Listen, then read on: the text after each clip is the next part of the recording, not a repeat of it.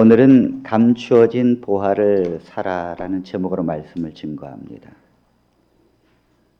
어느 마을에 칠푼이가 살았습니다. 이 칠푼이가 우연찮게 금덩어리 큰 거 하나를 발견했어요. 그리고 이걸 어떻게 할까 하다가 몰래 자기만이 아는 곳에 땅에다가 깊이 파서 묻었습니다. 그리고는 편말을 하나 써붙였는데 이렇게 써붙였어요. 여기에는 절대로 금덩어리가 묻혀있지 않음. 칠푼이 빼. 그랬어요. 그러니까 누가 썼는지 이름도 자기 이름을 칠푼이 빼 하면서 여기엔 금덩어리가 절대 묻혀있지 않다는 거예요. 그런데 그 마을에는 팔푼이가 살았는데 팔푼이가 지나가다가 그걸 본 거예요. 그래서 궁금해서 그걸 파봤습니다. 그랬더니 웬 금덩어리가 있는 거예요. 그리고는 그 금덩어리를 파서 집에 이제 가지고 가고 거기다가 편말을 새롭게 썼는데 나는 절대로 금덩어리를 훔쳐가지 않았음. 팔푼이 빼. 이렇게 했어요. 나중에 칠푼이가 와서 보니까 이게 웬일입니까? 내가 감추어놓은 그 금덩어리가 땅이 파여진 채 사라졌고 내가 써놓은 편말도 없어졌어요. 거기에는 나는 절대로 금덩어리를 훔쳐가지 않았음 팔푼이 빽만 써 있었습니다. 그래서 너무 속상해서 소스라치게 놀라가지고 마을에 와서 사람들에게 막 외쳤어요. 누구야? 누가 내 금덩어리를 훔쳐갔어? 팔푼이 한 사람 빼놓고 다 나와. 그랬어요. 제가 걱정인 것은 저래가지고 칠푼이와 팔푼이가 금덩어리를 제값 주고 잘 팔 수 있을까? 이게 걱정이에요. 엿장사가 와서 엿 5개 주면서 바꾸자 그러면 제가 볼 때 바꿀 것 같습니다. 오늘은 천국은 마치 밭에 감추인 보화와 같다. 마태복음 13장 44절에 있는 말씀을 봅니다. 천국은 마치 밭에 감추인 보화와 같으니 사람이 이를 발견한 후 숨겨두고 기뻐하며 돌아가서 자기의 소유를 다 팔아 그 밭을 사느니라. 오늘 말씀이 우리 성도님들에게 성령의 충만함으로 깨닫게 되고 또 그것이 성도들에게 축복이 되어지기를 간절히 바랍니다. 천국은 마치 밭에 감추인 보화와 같다는 것입니다. 천국은 보화인데 문제는 밭에 감추어져 있다는 거예요. 여러분, 옛날에 유대인들은 따로 은행이 있지 않았습니다. 그래서 이 보화를 어떻게 할까 하다가 자기 소유의 밭에 묻어둔 거죠. 그리고는 전쟁터에 나가서 죽거나 이 주인이 포로로 끌려가서 돌아오지 못할 때는 몇십 년, 몇백 년 동안 그걸 알 길이 없는 것입니다. 새로운 주인이 나타났다고 해서 그 깊은 곳에 보물이 있다는 걸 알 턱이 없죠. 우연찮게 어떤 사람이 밭을 갈다가 아마도 이런 사람들은 일용직이든지 아니면 임대하는 사람이겠죠. 밭을 갈다가 그 보물을 발견했다는 것입니다. 얼마나 횡재를 한 것입니까? 그런데 왜 보화가 지금까지 밭에 감추어져 있을까요? 그리고 도대체 이 감추어진 보화는 무엇일까요? 우리가 성경을 보면서도 이 간단한 한 가지의 문장이 우리는 별로 중요하게 여기지 않아요. 도대체 왜 감추어져 있을까? 그리고 그 보화는 도대체 무엇일까? 여러분, 지금까지 감추어진 보화를 어떤 사람이 이제 발견하고 기뻐한 것입니다. 천국은 그리스도를 통하여 오는 것입니다. 하나님의 나라와 천국은 그걸 설명하기 위해서 예수님께서는 수많은 비유를 드셨어요. 그런데 그 비유들은 하나님의 나라와 천국을 설명하기 위해서 들은 것인데 그 하나님의 나라와 천국을 들어가는 열쇠는 그리스도입니다. 오직 그리스도를 통하여서만 그것이 우리에게 주어지는 것인 줄로 믿습니다. 그러므로 이 보화는 바로 그리스도를 말하는 거예요. 지금까지 그리스도가 감추어져 있었다는 거죠. 이 천국을 들어가는 열쇠는 오직 그리스도 외에는 없다고 하는 것이죠. 사도행전 4장 12절에 있는 말씀입니다. 다른 이로서는 구원을 받을 수 없나니 천하 사람 중에 구원을 받을 만한 다른 이름을 우리에게 주신 일이 없음이라 하였더라. 여러분, 구약 성경은 예수 그리스도가 이 땅에 초림으로 오신다는 것을 설명하고 있습니다. 양을 잡아서 제사를 지내고 안식일을 지키고 월삭을 지키고 유월절을 지키고 모든 절기도 예수 그리스도가 오실 때까지 표상이고 그림자입니다.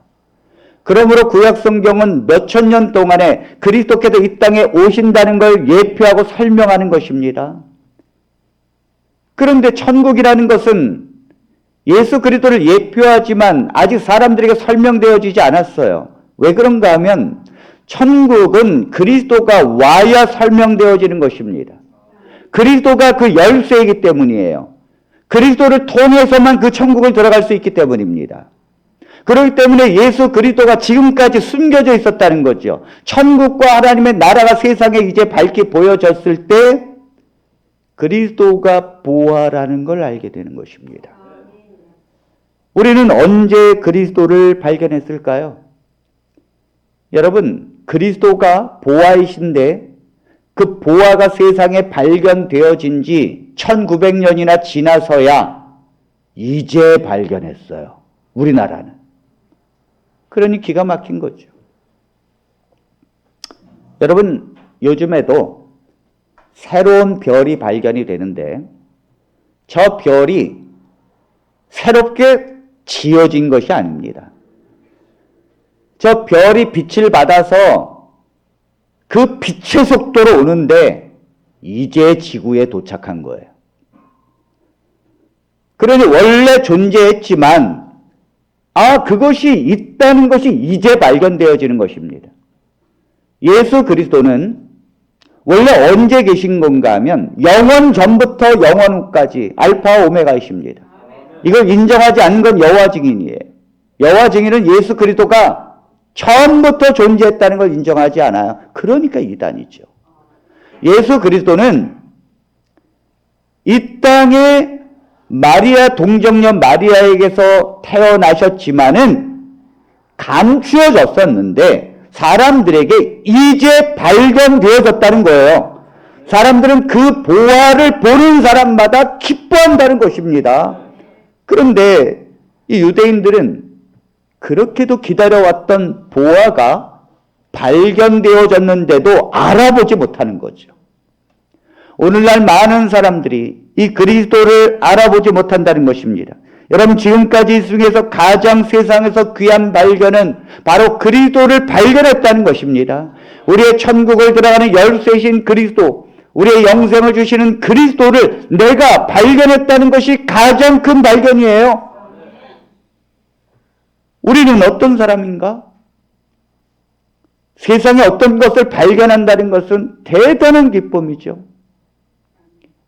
어떤 유물을 발견하든지 또 어떤 고대 도시를 고고학적으로 발견했다든지 아니면 콜럼버스가 신대륙을 발견할 때도 사람들은 굉장한 기쁨을 얻었습니다. 그러나 이 세상에서 그거와 비교할 수 없는 가장 큰 발견은 예수 그리스도인 줄로 믿습니다. 그분을 발견한 사람들은 가장 위대한 걸 발견한 것입니다. 1847년에 제임스 심프슨이라고 하는 박사가 마취제인 크로로포름을 발견했습니다. 이때까지는 사람들이 수술을 해도 마취제가 없었기 때문에 그 고통 속에서 다리를 잘라내고 전쟁 중에도 그 고통 속에서 수술을 했기 때문에 수술에다가도 기절하고 죽었어요. 또 아이를 낳으면서도 그 고통, 굉장한 고통이죠. 아이를 낳는 거. 오죽 힘들면은 남편을 욕하면서 나겠습니까, 여러분? 그런데 이 심프슨이 크로로포름이라고 하는 마취제를 만들자 사람들은 고통 없이도 수술할 수 있었고 고통 없이도 아이를 분만할 수 있는 놀라운 발견을 한 것입니다. 이건 역사적 발견이에요. 그래서 한 번은 이 제임스 심프슨이 여러 가지를 발견한 사람입니다. 이 사람이 한 가지가 아니라 여러 가지를 발견했고 그 중에 크로로포름을 발견했죠. 그런 그가 모교인 에딘버러 대학에 가서 강연을 하고 있었습니다. 그때 한 학생이 박사님, 질문 있습니다. 네, 질문하십시오. 박사님은 인생에서 가장 위대한 발견이 어떤 것이었습니까? 학생들은 당연히 여러 가지 이 심프슨 박사가 발견한 것 중에서 가장 위대한 크로로포름 마취제가 가장 위대한 발견이라고 대답할 줄 알았어요. 그러나 이 박사님은 정숙한 말로 이렇게 말했습니다. 내 생애의 가장 위대한 발견은 주 예수 그리스도이십니다. 왜냐하면 그분 앞에서 나는 보잘것없는 죄인이지만 그럼에도 불구하고 그분은 나의 구세주가 되셔서 나의 모든 죄를 죄에서부터 구원해 주셨기 때문입니다. 그러므로 내게 생명이 왔다는 거죠. 내가 크로로포름이라고 하는 마취제는 한 사람의 고통을 없애주는 마취제지만 그리스도는 나의 꺼져가는 등불을 영원한 등불로 바꾸신 하나님이기 때문입니다. 나의 죄를 속죄하시고 그분은 나에게 영생을 주신 하나님이기 때문이에요. 이것이 가장 위대한 발견이라는 거죠. 그러므로 성도들은 당당하게 말할 수 있어야 돼요. 당당하게 고백이 있어야 합니다. 나의 생애의 가장 위대한 발견은 바로 그리스도이십니다. 내가 왜 세상에서 가장 행복한 사람인가?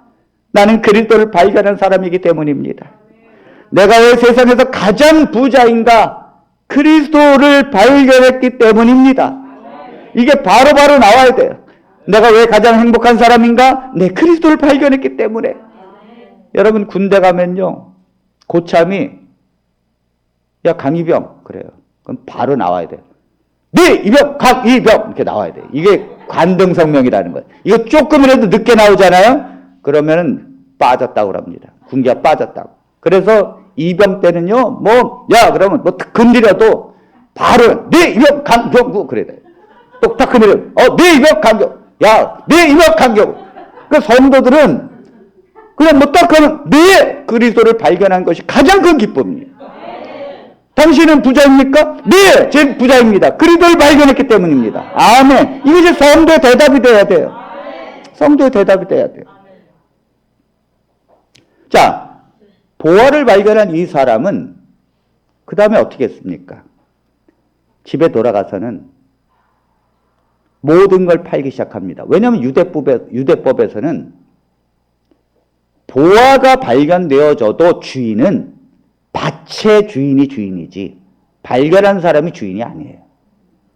그래서 이 사람은 집에 가서는 자기의 모든 걸 팔아서 돈을 모아서 이 밭을 사버립니다.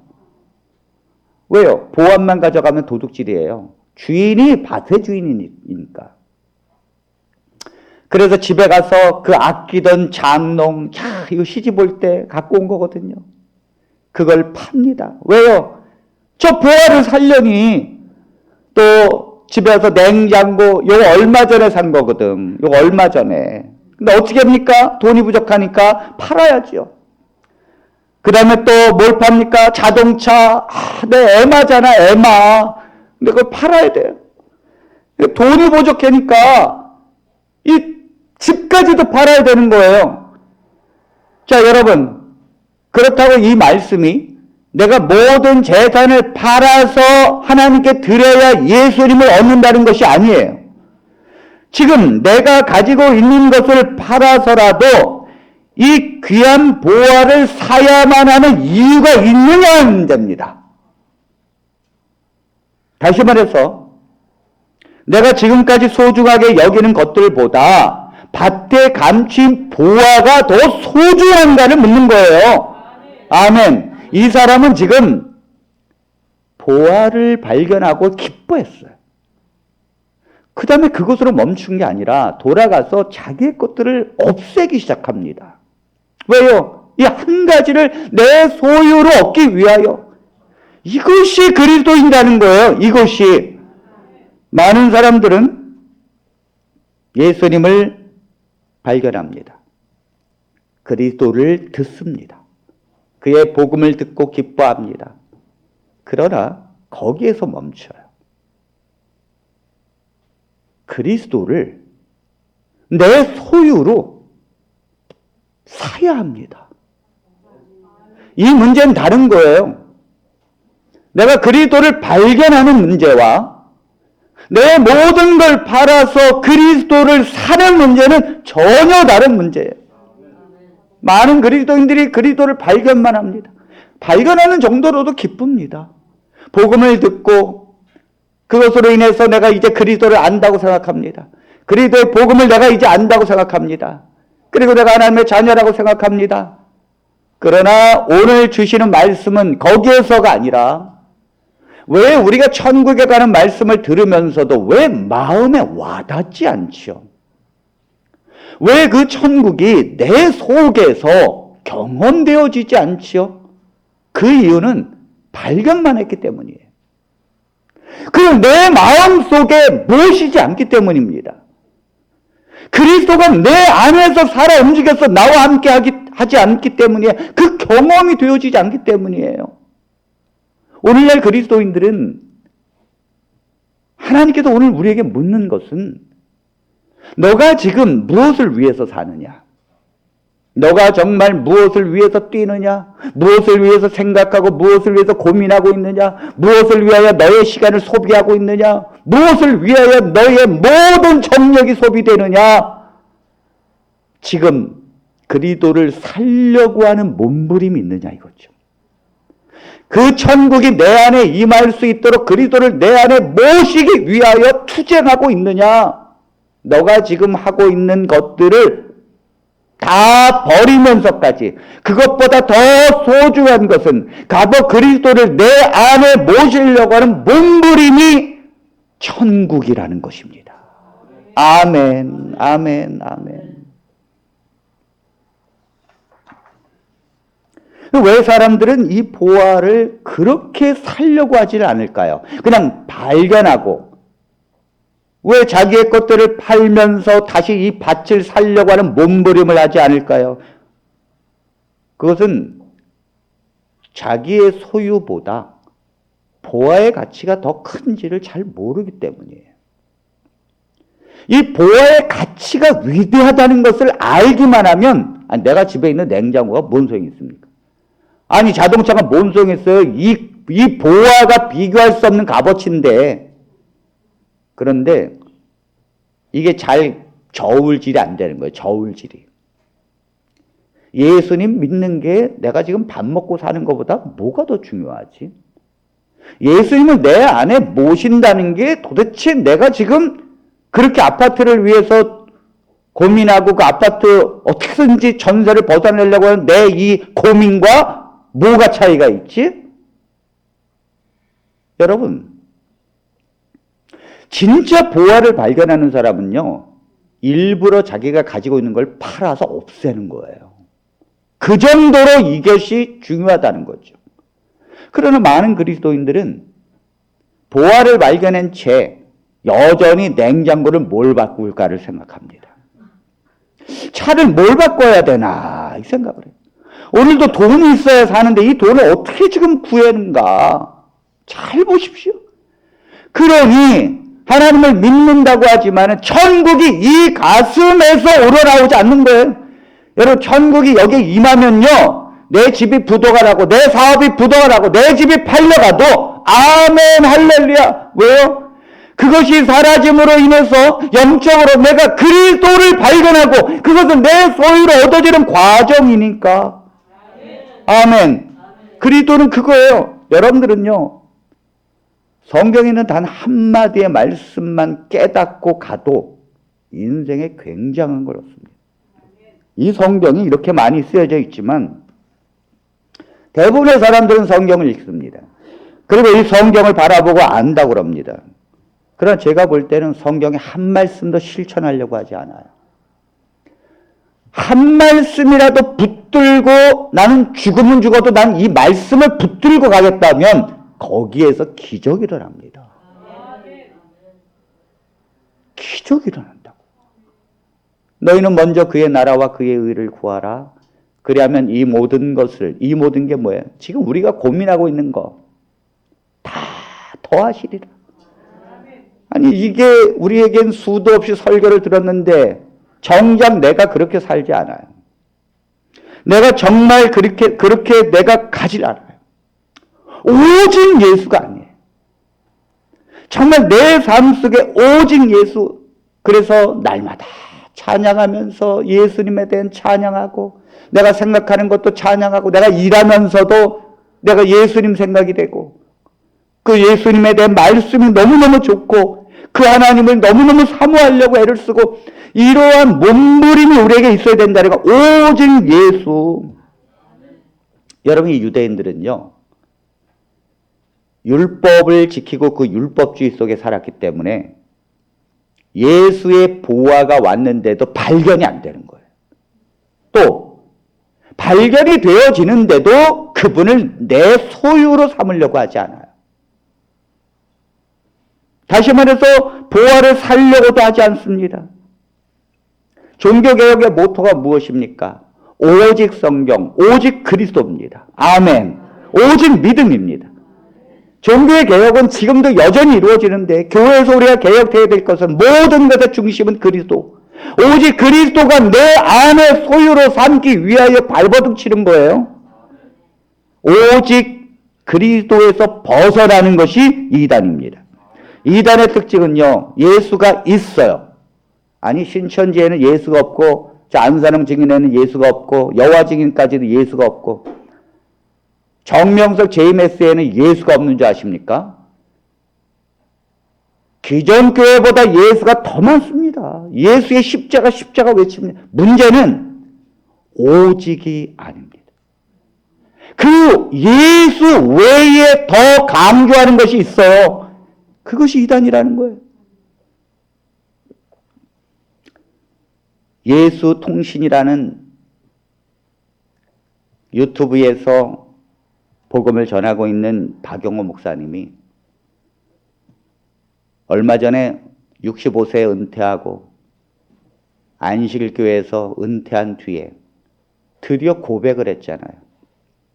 참 너무 안타까운데 고백을 했는데도 성도들은 몰라요. 그 65세 은퇴해서 박용호 목사님이 누굽니까? 안식일교회에서 가장 설교 잘하는 분. 안식일교회에서 가장 많은 부흥의 강사로 초청받은 분. 장로 수양회다 그러면 제1번 박용호 목사님이 강사. 목회자 협의회다 그러면 제1번 박용호 목사님이 강사. 가장. 이분이 은퇴하고 나서 다시스로 가는 배라고 하는 책을 내면서 고백을 했어요. 내가 지금까지 가짜였다고. 나는 그걸 믿지도 않았는데 성도들에게 말하지 못했다는 거예요.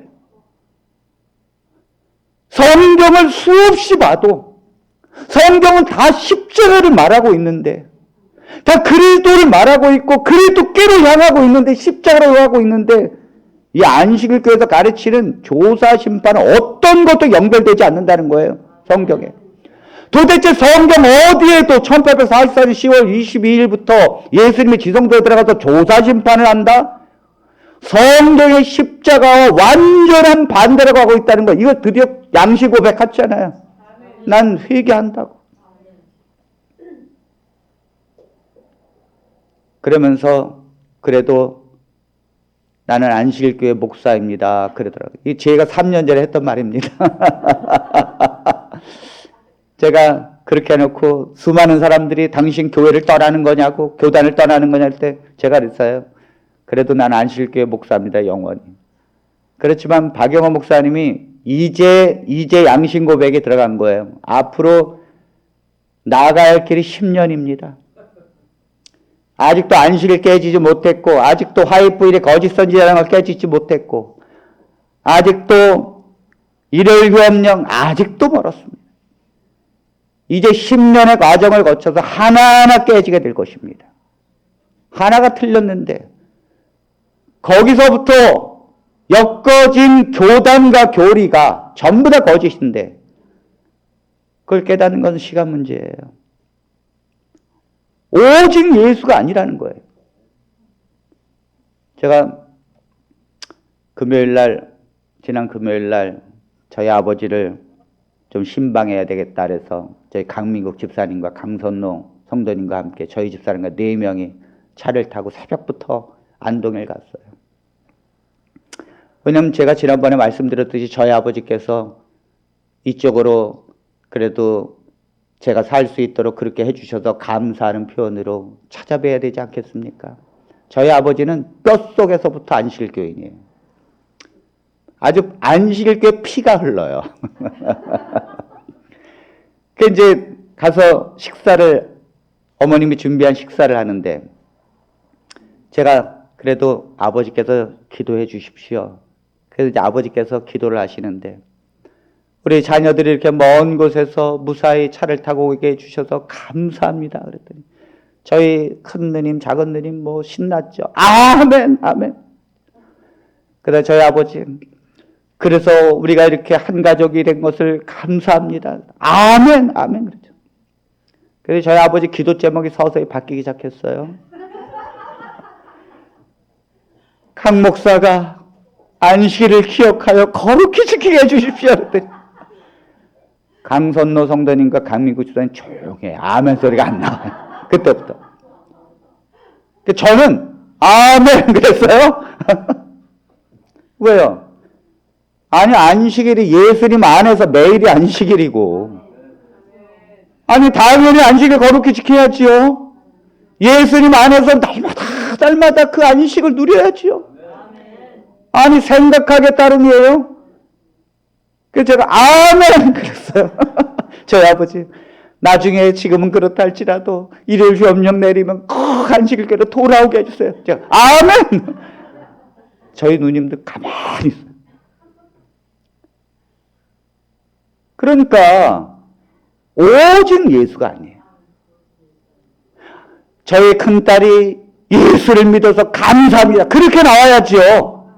아니 안식일이 무슨 의미가 있어요? 그러니까 지금 박영호 목사님처럼 수많은 고민이 있다는 거죠.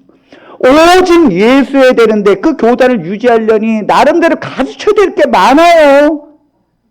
이게 문제라는 거예요. 이게. 보아는 오직 그리스도인 줄로 믿습니다. 오직 그리스도만이 드러나야 합니다. 아멘. 오늘날 교회는 어떠인가? 오늘날 수많은 정통교회는 과연 그러면 오직 그리스도만 믿고 있는가? 정말 보화를 발견했고 그 보화를 살려가는 몸부림이 오늘날의 교회에도 있는가? 여러분 예수 없는 예수 교회라는 책이 있습니다. 예수님을 외치는 교회인데 문제는 예수가 없어요. 이 책에서 말하고 있는 것은 도대체 예수님을 믿는다고 하는 교회가 실제로 들어가 보면 예수가 없다는 거예요. 목사님이 설교를 해도 예수가 없어요. 아니 모든 성경은 그리스도 중심인데 그리스도 빼면 도대체 뭘 설교하라는 말입니까? 그러니까 자기 생각, 정치적인 얘기, 자기가 하고 싶은 말, 하루 종일 그거 하는 거예요. 예수가 없어요, 설교에. 성도들이 말씀을 나누는 것도 예수가 없으니 당연히 성도들이 말하고 하는 대화도 예수가 없어요. 교회 와가지고 밥 먹으면서 하는 말이 자기 손자 자랑. 열받습니다. 그 손자 없는 사람 서러워서 교회 오겠습니까? 손자 자랑. 그 다음에 자기의 어떤 직장이라든지 어떤 진급한 거, 또 성도들의 관심은 이 연말이 되면 또 누가 집사냐, 저 사람 장로냐, 또 목사님, 이 직분에 관한 거. 연말 되면 또 예민하죠. 또 내가 또 장로가 될 것인가, 집사가 될 것인가. 교회에서 오른 사람, 어떤 사람은 명함 나눠주면서 영업하려고 그럽니다. 오픈했다고 나눠주면서. 도대체 예수가 없어요. 교회가 그리스도를 발견했다면 그리스도를 내 마음에 모셔서 내가 천국을 이룰 수 있도록 이 투쟁이 일어나야 합니다. 투쟁이. 그냥 교회에 오면 성도들이 집에서부터 오늘 예수님이 천국에 내 안에 임할 수 있도록 그 예배 속에서 함께 해주십시오. 그리고 오면 기도하면서 그 예수님을 묵상하고 찬양하면서도 그 그리스도 말씀에서 예수 얘기가 나오면 아멘 하고 예수가 살아있는 교회, 예수가 외쳐지는 교회, 예수가 모든 것인 교회가 되어야 합니다. 아멘. 이것이 기독교라고 해서 오직 예수가 아닌 게 수도 없이 많아요. 그래서 오늘날의 교회를 라오디게아 교회의 모습이다. 성경은 이렇게 말합니다. 자, 골로새서 2장 1절로 3절입니다.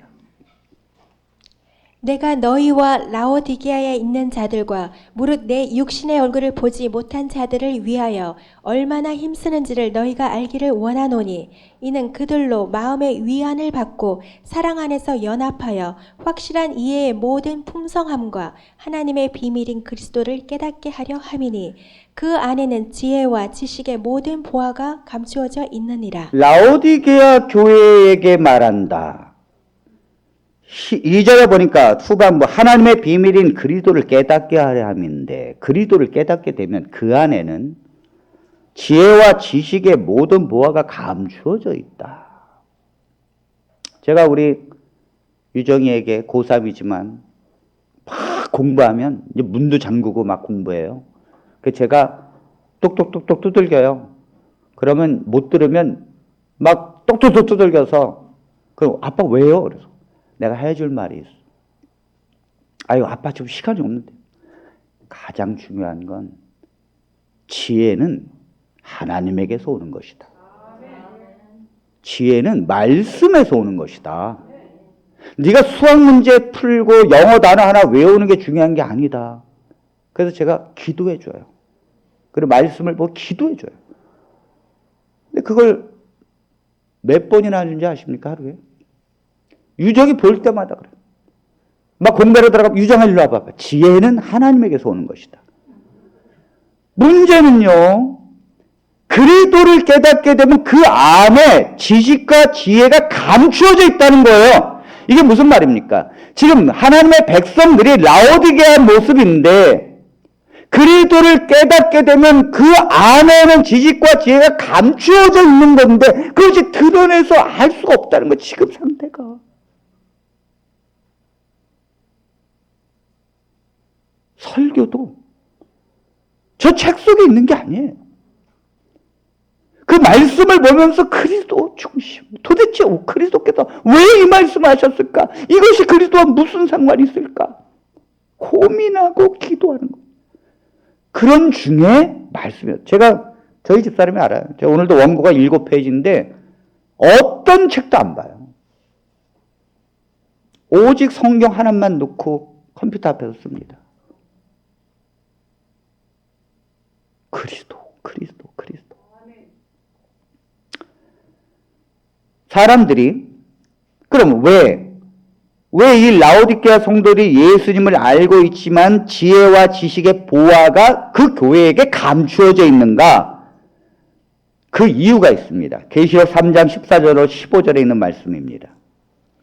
라오디게아의 교회 사자에게 편지하라. 아멘이시요 충성되고 참된 증인이시요 하나님의 창조의 근본이신 이가 이르시되 내가 내 행위를 아노니 내가 차지도 아니하고 뜨겁지도 아니하도다.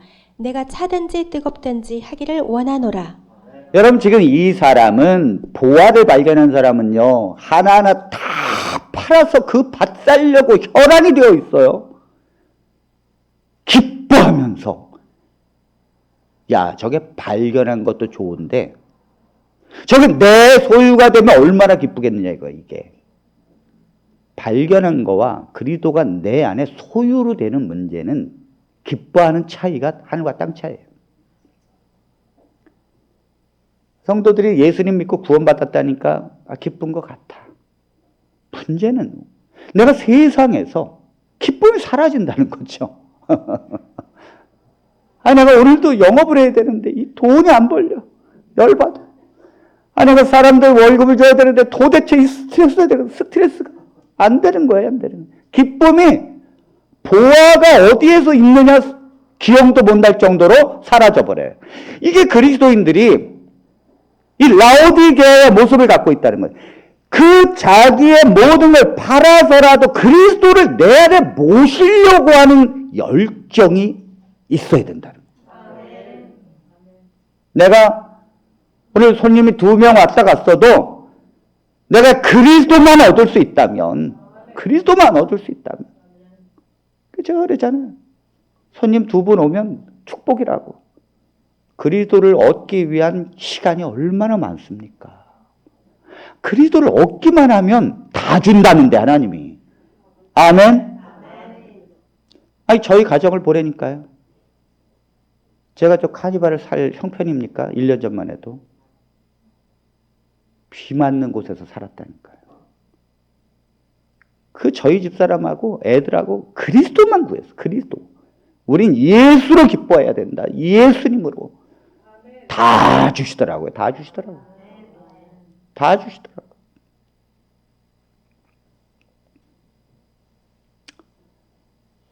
이 성도님들이 오늘 말씀을 듣고 그냥 하나님 믿고 가십시오.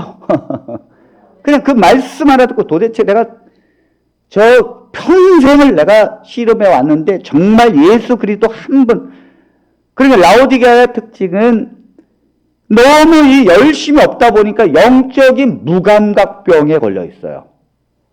그래서 뭐 차든지 뜯었든지 해야 되는데 뜨뜻미지근한 거예요. 이게 영적인 무감각병이에요. 영적으로 무감각하니까 감사가 조건이 있는데도 감사가 안 나오고 도대체 무엇이 감사의 조건인지도 잘 모르겠고 이 영적인 무감각병이에요. 개구리가 무감각병에 걸리면 죽는 거예요. 이 개구리가 이 뜨거운 물이 팔팔 끓는 뜨거운 물에 어쩌다가 탁 들어가면요. 뜨거워서 팍 튀어나갑니다. 근데 개구리가 차가운 물에 들어가서 수영하고 놀다가 서서히 가마솥을 끓이기 시작하면 이 물이 봄이 됐다가 서서히 여름이 되네. 아이고 더워. 나오려고 하니까 너무 더워서 나오려고 하니까 살이 익어서 말을 안 들어. 죽는 거예요. 오늘날 그리스도인들이 영적으로 무감각해지니까 병들어 죽어가는데도 모르는 거예요. 그리스도를 발견하는 정도가 아니라 그리스도가 내 안에 살아있어야 합니다. 그리스도가 나를 이끌어야 돼요. 내 생각으로 가는 게 아니라 그리스도가 나를. 제가 교회를 하는데 저는요 교회에 대한 계획이 없어요. 계획이 없다고요. 저희 집사람 보고 여보 그래도 우리가 전도지를 돌리고 이제 시작해야 되지 않을까? 저희 집사람 아니 하나님께서 엎드리랍니다. 교회에서 기도하랍니다. 그래서 저희도 갖고 와서 기도만 해요. 그리스도를 얻어야 된다는 거죠. 자, 그런데 이 라오디게아의 특징이 계시록 3장 17절입니다. 이렇게 되었어요. 내가 말하기를 나는 부자라 부요하여 부족한 것이 없다 하나 내 공고한 것과 가련한 것과 가난한 것과 눈먼 것과 벌거벗은 것을 알지 못하는도다. 자, 이 교회의 성도들이 스스로 생각한다는 거예요. 나는 부자인데 나는 그리스도를 내가 이미 소유했는데 그래서 나는 곤고하지 않는데 난 가련하지 않는데 난 가난하지 않아. 내가 눈멀지 않아 볼 수 있어. 벌거벗지 않았다는 거예요. 아니라는 거죠. 모른다는 거예요, 지금. 여러분, 현대인의 성경을 보면 이렇게 말합니다. 너는 부자라서 부유하여 부족한 것이 없다고 말하지만 내 자신이 비참하고 불쌍하고 가난하고 눈멀고 벌거벗은 사실을 모르고 있다. 자, 나는 다 가지고 있다고 생각해. 천국도 가지고 있고 예수님도 믿고 있고 나는 다 해줄 수 있다. 아니라니까요. 그럼 천국을 그 심령에서 보여달라는 거예요. 내가 지금 사자굴에 들어가도 내가 지금 집이 없어서 쫓겨나도 그 천국 때문에 기뻐하고 행복할 수 있느냐? 보여달라는 거죠. 그 성도들은 나는 그럴 수 있다고 생각하는 거예요? 아니라는 거예요. 여기 하나님 뭐라 그러십니까? 부족한 것이 없다고 말하지만 네 자신이 지금 비참한 상태라는 거죠. 왜? 예수를 소유하지 못했으니까. 비참한 거예요. 그거는 비참한 거라고요. 그러니 당연히 불쌍한 거죠. 예수를 소유하지 못했으니까. 아니, 보물을 발견했다고 삶이 달라집니까? 여전히 가난한데 그 밭을 사야지. 그 불쌍한 거예요. 가난한 거죠. 눈을 멀었어요. 보지 못해. 예수를 보지 못하는 거죠. 소경이 된 거예요. 그러니 예수를 소유하지 않았으니 그리스도로부터 오는 칭의가 입혀지지 않았는데도 벌거벗었다는 걸 모르는 거예요. 수많은 사람들이 교회를 다니는데 내가 칭의가 되어졌는지 어떻게 합니까? 내가 그리스도를 믿음으로 그리스도께서 너를 의롭다고 칭해 주셨다는 걸 어떻게 아냐고요? 그건 천국이 임해야 깨달아지는 거예요. 그리스도를 발견한 사람은, 그리스도를 내 안에 소유한 그리스도인들은 우리의 삶에서 그 그리스도가 얼마나 귀한지가 드러나지는 거예요. 아멘. 말에서, 행동에서, 우리의 삶에서 그리스도가 가장 귀하다는 게 드러나진다. 이런 사람은요, 뭐 다른 거에 다른 거 얻었다고 그거 행복하지 않아요. 존 버년이 철로 역정을 썼는데 여러분들이 철로 역정을 꼭 읽어보셔야 합니다. 제가 성령을 받아서 회개하고 막 울고 그럴 때 철로 역정을 보고 엉엉 울었어요. 이 철로 역정에 보니까 하나님의 백성들이 천국을 향해서 가는데 장망성을 지나서 이제 천국을 가고 있었는데 이름이 누구인가 하면 가고 있는 사람들의 이름은 기독교. 그 옆에 소망이라는 이름을 가지고 있는 자와 신실이라는 이름을 가지고 있는 자. 이 사람은, 이 이름은 뭐냐? 그 사람의 신앙 상태를 말하는 거예요. 신실, 소망, 이 이름을 갖고 있는 기독교, 이런 이름을 갖고 있는 사람들이 장망성을 지나서 이제 천국으로 여행을 가는 것입니다. 가다가 한 도시를 들리게 되었는데 그 도시의 이름이 허영의 도시예요. 허영의 도시. 그러니까 지나가다가 보니까 그 도시 안에 박람회가 있는데 이름이 헛된 박람회예요. 지금 이걸 우리에게 지금 무엇을 지금 말하고 있는가를 깨달아야 합니다. 근데 그 헛된 박람회에 거기 보니까 세상 사람들이 그렇게 가지고 싶은 것이 거기 다 있어요.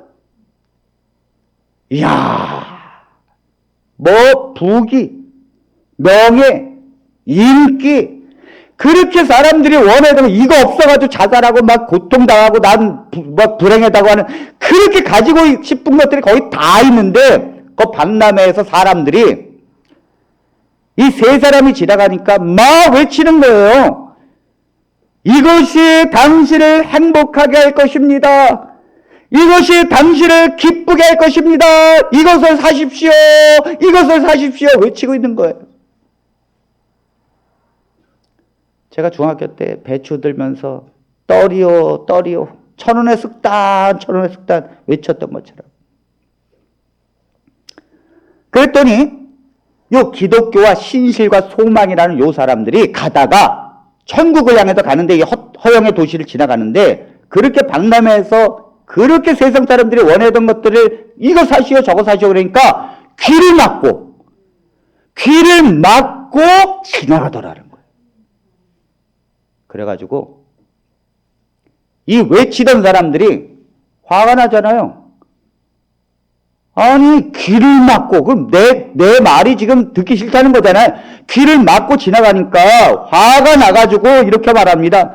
당신들은 도대체 뭘 찾는 사람들이요? 그러니까 여기에 없는 도대체 뭘 찾느냐 이거예요. 귀를 막고 있으니까.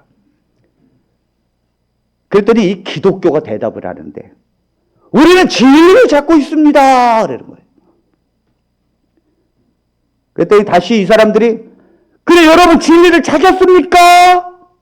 그랬더니 이 사람들이 네 찾았습니다. 진리는 바로 예수 그리스도이십니다. 그래 가는 거예요. 지금 여기서 뭘 얘기하고 있어요? 진리가 그리스도고 그리스도를 소유했고 그걸 찾은 사람들은 세상에 아무 어떤 것들 줘도 눈 하나 깜빡하지 않는다는 거예요. 지금 이걸 설명하고 있는 거라고요.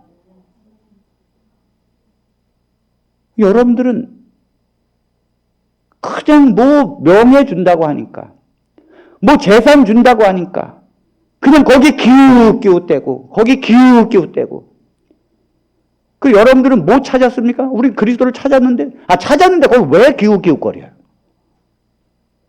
이게 뭔가 신앙이 지금 문제가 있다는 거잖아요. 왜 예수님께서 오실 때 나는 너를 모른다 그럽니까? 주여 주여 하는 자마다 왜 천국에 못 간다 그럽니까? 사람들은 이 허영의 도시에서 자꾸 쇼핑하고 있어요.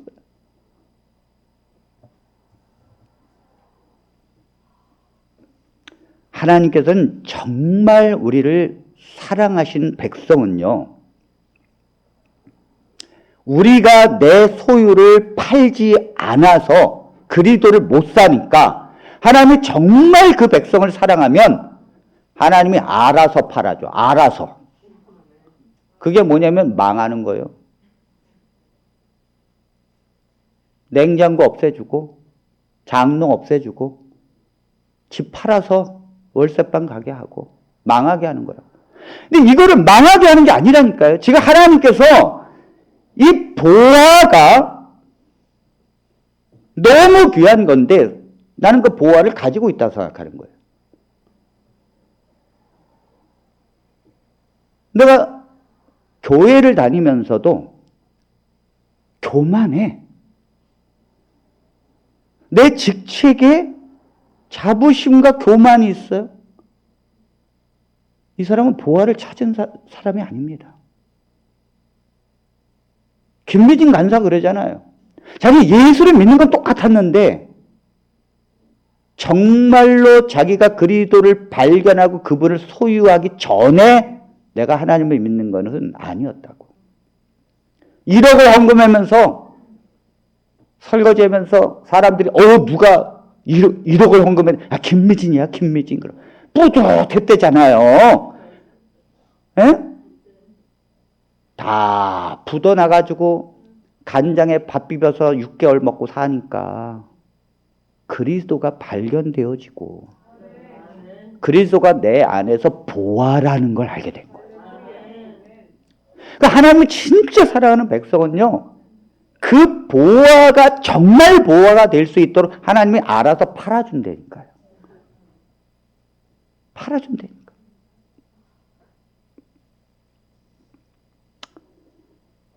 바울은 가진 것이 많았습니다. 명예가 있어서 바리새인이었습니다. 바리새인 중에 바리새인이었습니다.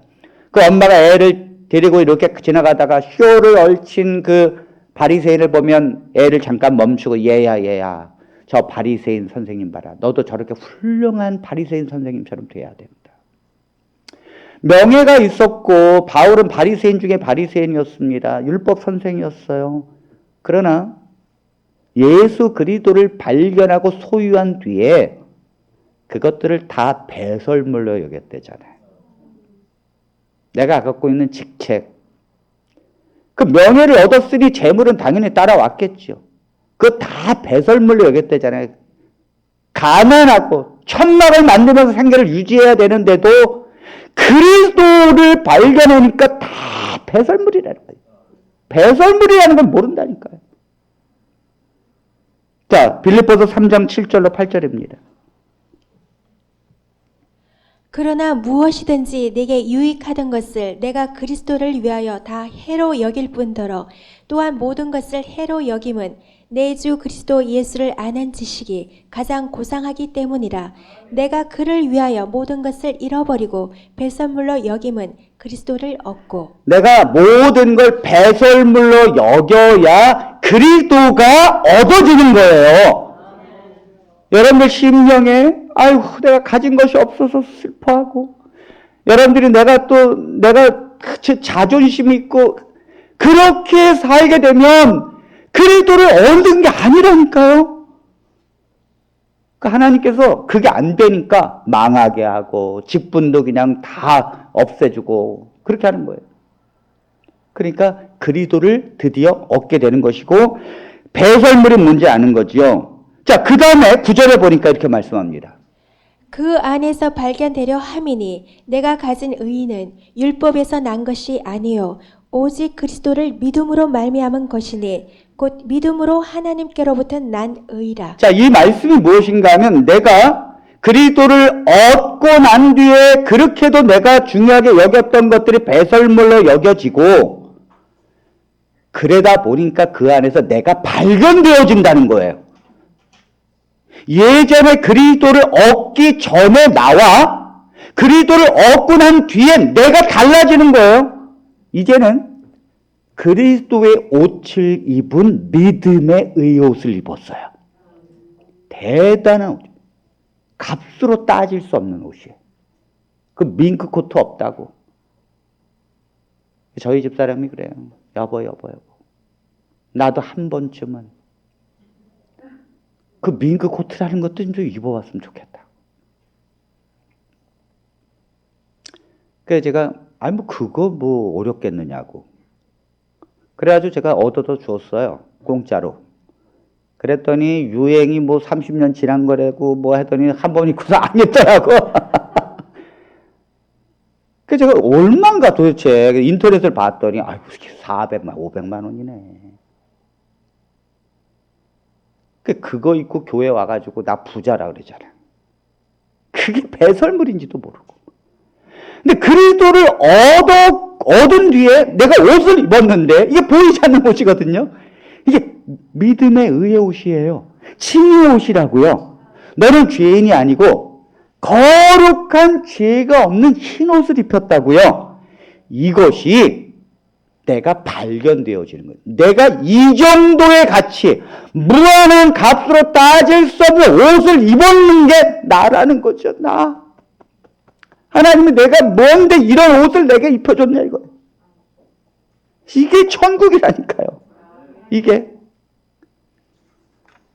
여러분, 이런 사람은요, 배설물로 돌아가지려고 하지 않아요. 안 간다고요. 이지선이라고 하는 자매를 여러분들은 아실 것입니다. 이지선이라고 하는 자매는 1978년 5월 24일생인데, 그녀는 교회에서 성가대로 늘 찬양하고 명문대 대학을 다녔습니다. 23세 대학 4학년 때까지 그는 남부러울 곳 없는 사랑스러운 아가씨였죠. 노래도 잘하고 이쁘고 공부도 잘하고 장래가 촉망되었던 그런 대학교 4학년. 4학년 2000년 7월에 드디어 사고가 터집니다. 오빠가 늦게까지 도서관에서 공부하던 동생을 데리고, 그 오빠가 그렇게 사랑했어요. 지선이를 챙겨주고. 데리고 차로 집으로 오다가 술 먹은 차와 정면 충돌을 해서 차에 불이 나고, 드디어 이 아름다운 아가씨가 전신 55%가 3도 화상을 입습니다. 그는 그때부터 중환자실에 들어가서 수십 차례 피부 이식을 했는데 그 고통을 감내낼 길 없어서 그는 말했습니다. 나중에 지옥이 따로 없었습니다. 그 자기 살을 떼어내고 다시 얼굴에 붙이는데, 살이 도려내는데 너무너무, 그렇게 7개월 동안 수십 번의 수술을 하고 집으로 돌아와서 거울을 봤는데, 거울을 본 모습을 보며 죽고 싶었다는 거예요. 옥상에 올라가서 뛰어내리고 싶었다는 거예요. 그리고 나서 그는 하나님께 울면서 기도했습니다. 하나님, 내가 살아야 합니까? 어떻게 해야 합니까? 나는 미모도 잃어버렸고 아름다움도 잃어버렸고 목소리도 잃어버렸어요. 다. 근데 하나님의 음성이 가슴에 들리는데, 내가 여전히 너를 사랑한단다. 내가 여전히 너를 사랑한단다. 그때 이지선은 인생의 그리스도를 발견하는 순간이었습니다. 예수 그리스도는 내가 교회에서 찬양할 때나 내가 예쁠 때나 지금 맵고 흉한 모습이든지 상관없이 그리스도는 나를 여전히 사랑하는구나. 예수님께서 십자가에 달려 돌아가실 때 예수 그리스도의 살점이 떨어져 나가서 나를 살린 거구나. 내가 피부 이식을 하면서 내 살이 떨어져서 붙이는 게 그리스도께서 자기의 살을 도려내면서 내게 붙인 거구나. 그리스도께서 피를 쏟아져서 내게 헌혈 준 거구나. 그래서 내가 생명을 얻은 것이구나. 내가 이 고통이 아니었으면 어떻게 그리스도의 고통을 알 수 있으랴? 어떻게 하나님이 나를 여전히 사랑한다는 것이 어떻게 깨달아질 수 있으랴? 그런 십자가의 복음을 드디어 이해하기 시작합니다. 그리고 그 그리스도를 소유하고 붙듭니다. 하나님 감사합니다. 이런 예수를 평생 전하면서 살겠다고. 아멘, 아멘, 아멘. 그는 그 이후에 이 손톱 하나도 얼마나 귀한 것이라는 걸 알았다는 거죠. 이 손톱이 얼마나 귀하다는 걸 알았다는 거예요. 모든 게 감사라. 모든 게 감사. 피부가 있어서 병균을 다 막고 있다는 걸 몰랐다는 거예요. 이 피부가 도려내지니까 온갖 질병이 들어오고 항생제 투여하고. 힐링 캠프라는 프로그램에 나와서 어느 기자가 이렇게 말했습니다. 만일 당신이 지금 예수 그리스도를 이렇게 전하고 있는데, 만일 예전의 사고 이전의 아름다운 모습으로 돌아갈 수 있다면 돌아가겠습니까? 그랬더니 잠시 생각을 하더니, 아니요, 난 절대 돌아가고 싶지 않아요. 결코 돌아가고 싶지 않아요. 이게 뭔가 말이야. 이게 도대체 뭐죠? 아니, 예전의 모습으로 돌아갈 수만 있다면, 그렇게만 될 수 있다면 모든 것을 대가를 치를 수 있는데, 예전의 모습으로 돌아가고 싶지 않아요. 결코 돌아가고 싶지 않아요. 왜 그런 고백을 합니까? 그 이유를 말하는데 도대체 왜 그렇습니까? 그러니까 보이는 가치보다 보이지 않는 가치가 더욱 소중한 걸 알았기 때문이에요. 이 보여지는 가치 아무것도 아니에요. 그리스도가 내 안에 소유되어지는 건 보여지지 않는 건데 이 가치를 알았다는 거죠. 이것이 우리가 살아가는 방향과 이유입니다.